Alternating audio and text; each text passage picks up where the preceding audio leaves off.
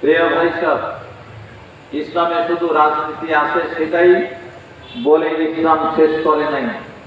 কোরআনে কারিমের সূরা হজের ৪১ নম্বর আয়াতে শুধু রাষ্ট্র আছে এটাই বলে নাই, একটি রাষ্ট্র কোন মূল নীতির উপর প্রতিষ্ঠিত হবে সেটাও বলে দিয়েছেন।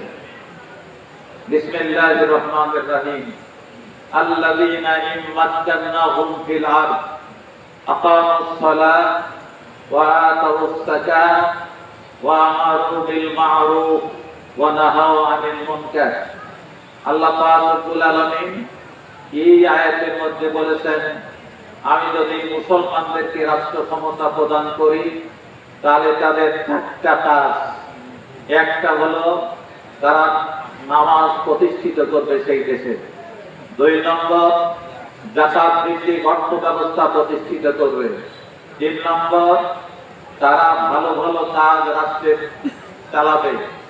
৪ নম্বর, মন্দ কাজ থেকে রাষ্ট্রকে হেফাজত করবে।